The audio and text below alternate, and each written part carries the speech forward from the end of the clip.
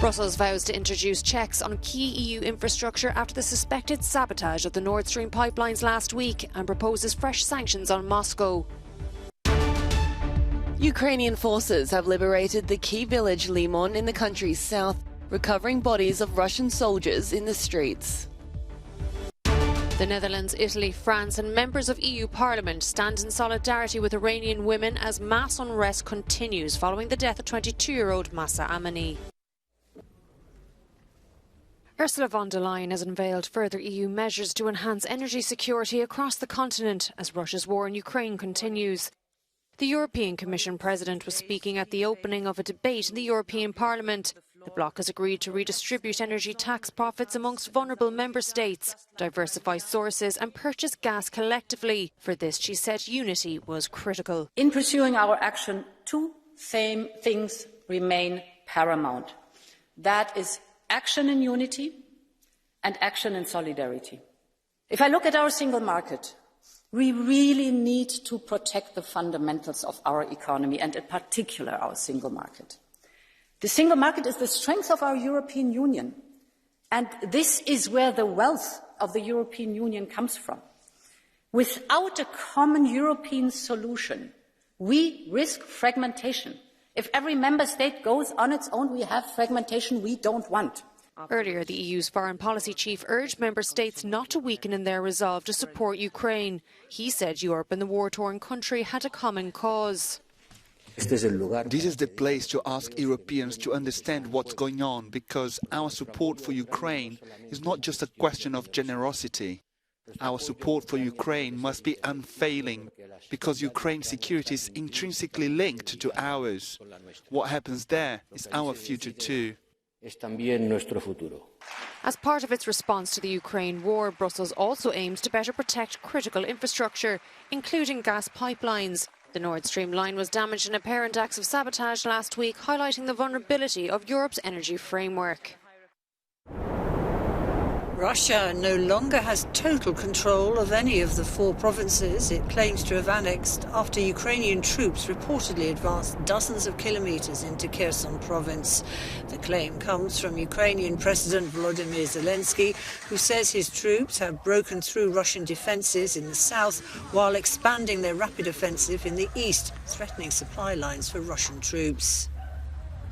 Dozens of villages have already been liberated from the Russian pseudo-referendum this week alone. Kherson, Kharkiv, Luhansk and the Donetsk regions. The US has just announced an additional $625 million in new security assistance for Ukraine. The package provides what the Defence Secretary said was more of the systems and equipment the Ukrainians have been using so effectively. Russia is keeping up its shelling of what it calls strategic targets. Images show the aftermath of Russian strikes on an electrical substation and factory in Kharkiv, Ukraine's second-largest city. Recruits from southern Russia have been filmed training in Russian-controlled Donetsk. The Kremlin says it plans to call up 300,000 people. Russia's defence ministry has promised only to draft those who've got combat or service experience. Shows of support for anti-government protesters in Iran have spread across Europe. In the Netherlands, hundreds of demonstrators marched on the Dutch Parliament in solidarity. Anger in Iran has spilled over after more than 2 weeks of protests. It follows the death of 22-year-old Mahsa Amini, who was detained by police for allegedly breaching rules requiring women to wear hijab headscarves and modest clothing. In Italy, visits to the Maxi National Centre for Contemporary Arts and Architecture in Rome left locks of their hair in a transparent box at the reception as a symbol of support for Iranian women. The box will later be delivered to the Iranian embassy in the capital. They need to know that they're not alone. They need to know that what they're asking, which are basic human rights, is something that we want to fight alongside with them. Even at the European Parliament in Strasbourg, during a debate on the protests in Iran, one member of Parliament took a scissors to her own hair and called for an end to violence against Iranian women. Until the women of Iran are free, we are going to stand with you. Jian, Azadi, women, life, freedom. Herzlichen Dank.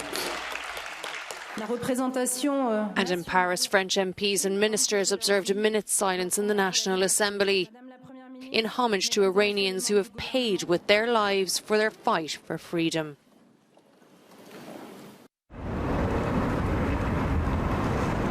The plan for the world's richest man to buy the social media platform Twitter appears to be back on, in a surprise twist just weeks before the two sides were due in court.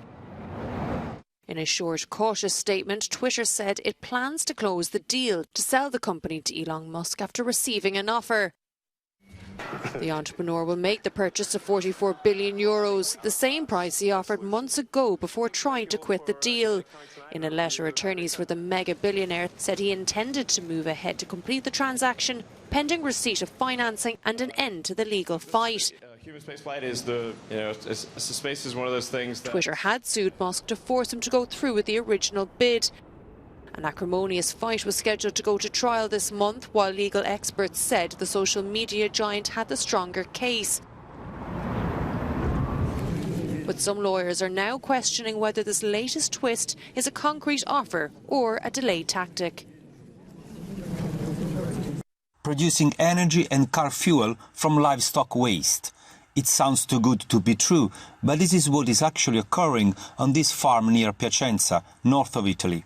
Here, 600 cows live serenely producing the daily amount of milk requested of them. They are unaware that their waste is being used to help motorists cut fuel costs for their cars dramatically.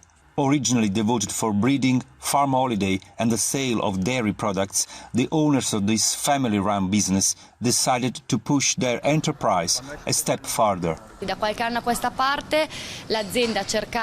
Over the last few years, we have started a project that is allowing us to produce renewable energy and to have an actual circular economy.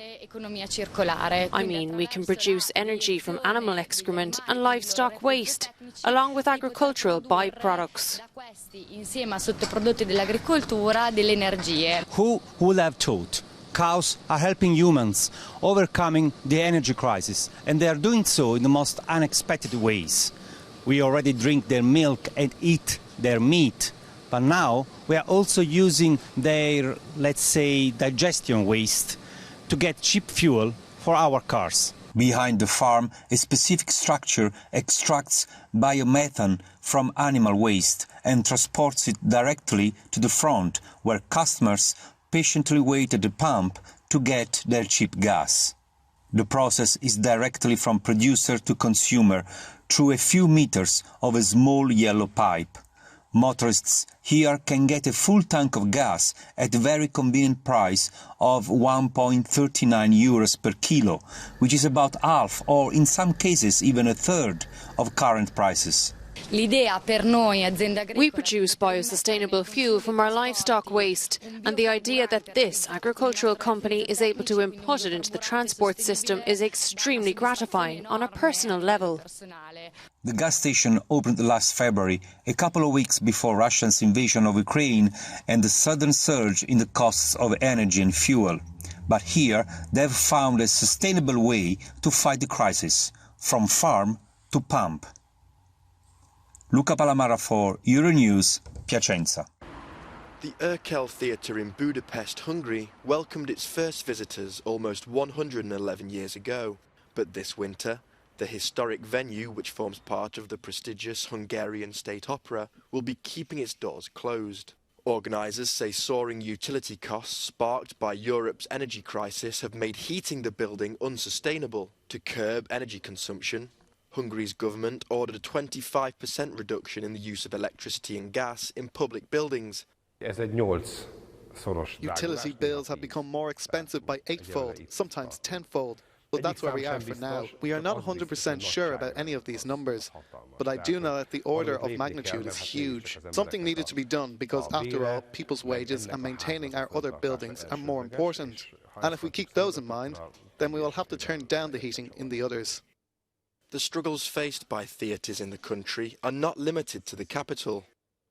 Indeed, many local authorities have ordered cinemas and museums to close for the winter to avoid being hit by sky-high prices. As Russia tightens its squeeze on gas supplies to Europe, the bloc is facing tough decisions to offset this energy emergency.